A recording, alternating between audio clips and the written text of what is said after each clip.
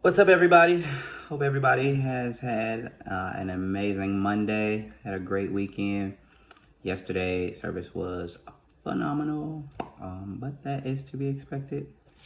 Um, my days are a little off because I think I've been to church more in the past week than in a while. Anyway, uh, so last week I spent a lot of time fasting and just praying and worshiping and seeking God and getting clarification and understanding on certain things that I needed understanding on, and some things He answered, and other things I am still patiently waiting for the Lord to answer. But one of the things that came to me today was how we try to condense or compress God to our comprehension.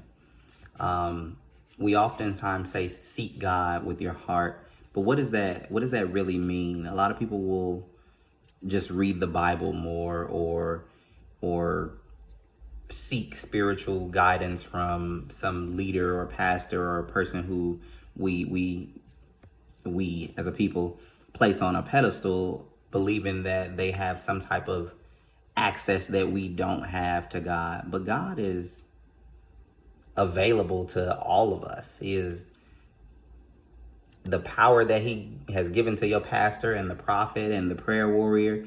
You have all that same power. You have all the same access to Him as these people do.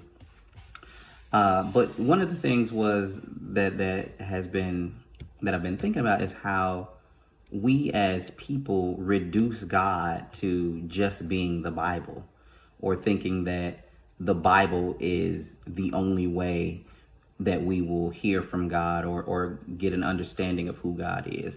God is big. And when you try to seek Him in a logical or analytical way, you low-key end up driving yourself crazy, because you never will be able to make it make sense. You'll never be able to make God make sense, which is why you have to seek Him with your heart. And right now many people are being called, because we are in war presently, and I'm not talking about Iran.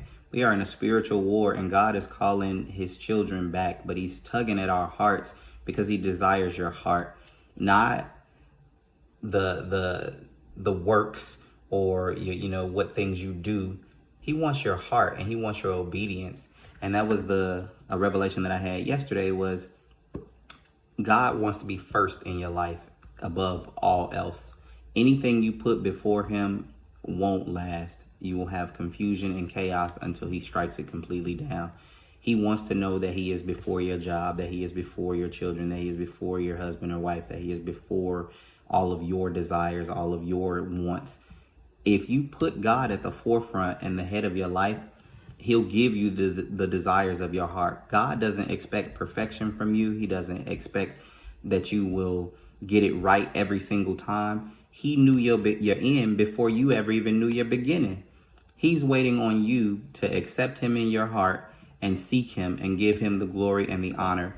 All of the stuff that we go through in life, our trials, our tribulations, and even our gifts that we are given those things so that we can overcome and utilize our gifts to help someone else seek God and get clarity on God and just bring them to Him.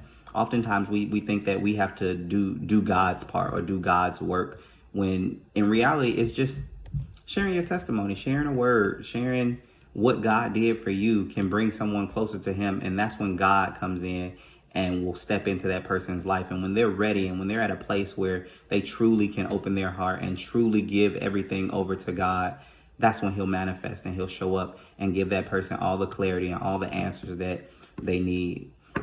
But in some, stop reducing God. God is bigger than the Bible. God is bigger than whatever you imagine Him to be. God is bigger than whatever you were taught, whatever your mom told you God was, whatever your pastor tells you God is. He is a trillion times bigger than any of that. Stop trying to make sense of God and actually accept God in your heart, and let him love you and love him back. I love you all. I hope that this week is prosperous for you guys, and that you've set your goals for the year, and that we don't do like most people do with the gym and set a list of goals. I'm going to lose weight, and then by the time week 2 or 3 hits, your membership is just a waste of money. Write your goals, stick to them. Chat with you guys soon.